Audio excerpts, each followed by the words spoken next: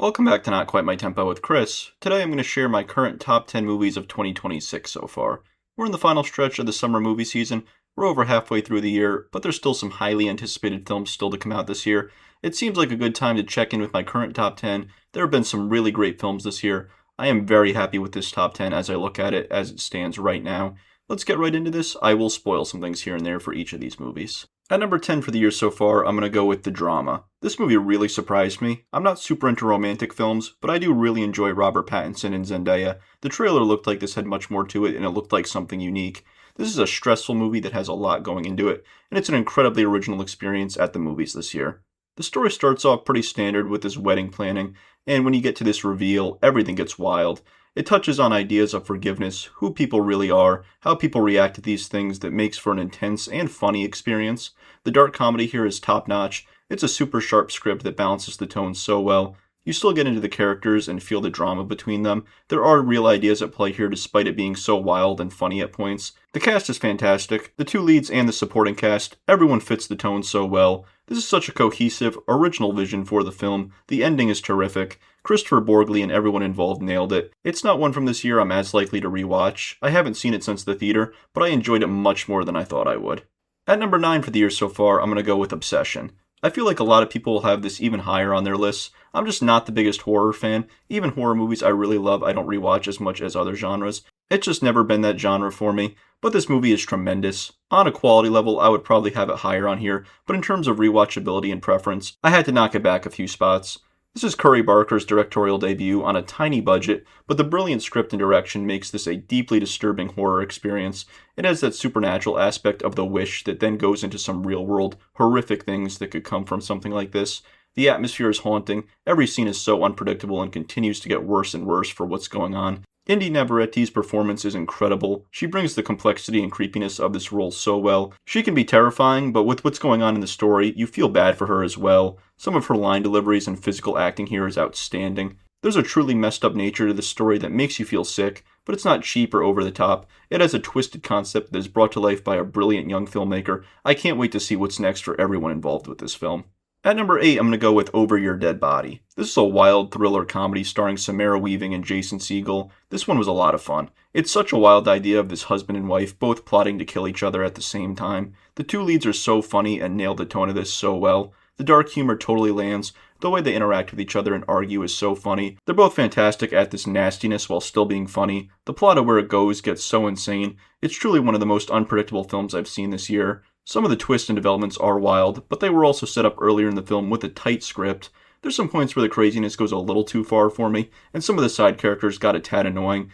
But just going on this ride, some non-linear storytelling involved, seeing this series of events and characters come together for a wild time. It's another really original film from this year, and it's got a lot of heart to it that I was definitely not expecting, but it all works really well. At number 7, I'm going to go with The Furious. This is a martial arts movie from a couple months ago. It is awesome. The fight choreography is top-notch. The stunt performances and the staging of these fights, whether it be on a truck, in an office, there's chase elements involved here. It's also stylized and brutal. Every hit feels so crushing. The way the characters move in the fights and are so vicious is so exciting. The story is very simple, but it's one that has a lot of revenge themes and emotions. It really brings the fury in every moment. The finale is one of the best third acts of the year for me. This is a movie that if you're into martial arts films, you need to watch. I really feel like rewatching this one myself. There are so many amazing fights here. You get enough with the characters to get into what is a very simple story, but the action is the main focus, and it's incredible. At number 6, I'm going to go with Good Luck, Have Fun, Don't Die. The first film from Gore Verbinski in a few years, this year has had a really decent amount of really great original films. This is one of them. I enjoyed this movie so much. Sam Rockwell is so magnetic and funny as the lead here. This guy going into this diner and recruiting people to save the world from an AI apocalypse he says is coming. The supporting ensemble cast is so well cast and fleshed out. These little chapters of the individual characters that explain their background have so much satirical humor and commentary. It's both funny and sad when you look at this idea of AI and all the harm it can do to people. It gets really wild in the third act and lost me a little bit, but the film overall works so well for me. You get engaging characters you grow to care about, tons of satire and wacky humor, some really nice cinematography. Gore Verbinski went all out here with this style and not holding back in telling this story. This is one I felt has been under-discussed this year. I would highly recommend it. It works on so many levels. At number 5, I'm going to go with 28 Years Later, The Bone Temple. I'm not the biggest fan of the 28 Days franchise, but I love this one. I think it's easily my favorite of the films so far. I really didn't care for the first 28 Years Later so much. This story grabbed me so much more. You have this Jimmy plot with this horrible cult that puts Spike in danger. He can feel a little sidelined here as a character, but that whole cult plot and how much of a menace they are is terrifying.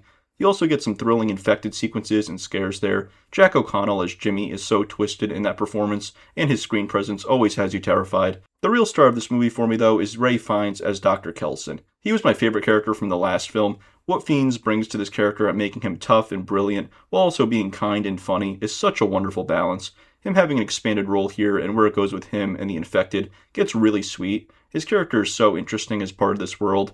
This movie just hooked me. It's thrilling, it's scary, it's emotional. The cinematography is stunning. Nia DaCosta really improved upon the last film. I'm really hoping this third film happens. I am so much more excited for it now than I was before.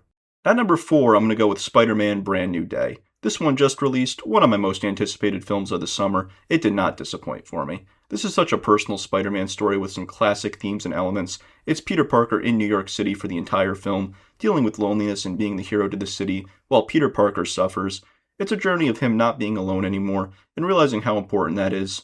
The web swinging in action is thrilling. Destin Daniel Cretton's style and the heart he brings to this is so refreshing. The suit is gorgeous. Jean Grey as the villain is really compelling. Getting some Frank Castle here and seeing him and Spidey interact was a real treat. The supporting cast with Ned and MJ worked at developing the themes of this story. They're still important to Peter's journey here. This movie gave me what I wanted from a Spider-Man movie with just enough MCU connections that it didn't get distracting. Tom Holland gives his best performance as the character yet, bringing the anguish and emotions while still being fun. I had such a great time with this movie.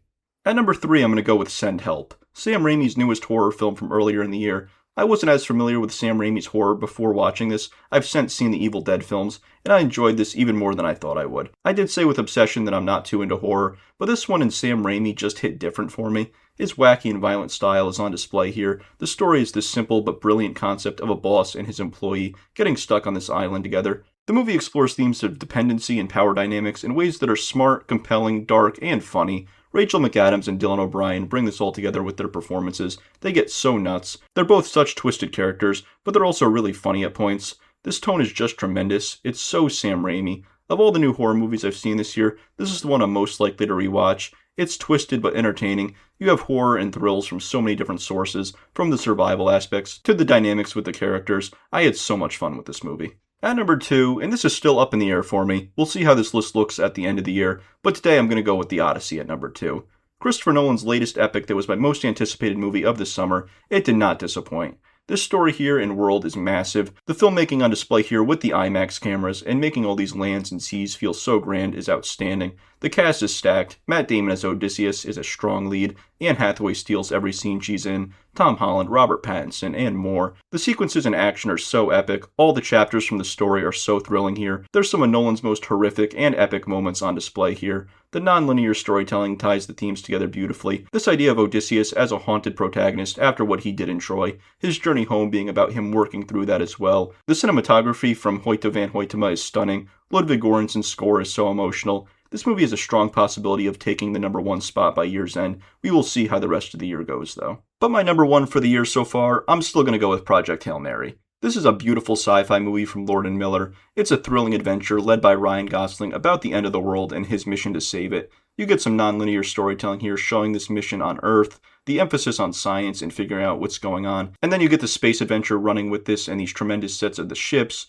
Greg Fraser's cinematography is absolutely gorgeous. The astrophage sequence with the red, the shots of the planet Adrian. It's a visually stunning film. The real heart of this story comes from Ryan Gosling as Grace and his friendship with Rocky. Their dynamic is wonderful. They feel like brothers. The puppet work and voice for Rocky is so much fun and so impressive. When these two go through this together, whenever they're in danger, you feel so scared. You care about them so much. There's themes of loneliness and fighting for what you love. The movie also has a charming sense of humor despite getting really heavy at points. Gosling nails this balance. Sandra Hüller is also great here. This movie just had me locked in the theater. It's tense, emotional, funny, epic. An absolute win from Lord & Miller. That's going to be it for me today on Not Quite My Tempo with Chris. Let me know your top 10 movies of the year so far in the comments below. And the summer is not over yet. I will be back on Saturday with a review of David Robert Mitchell's The End of Oak Street. But until then, enjoy.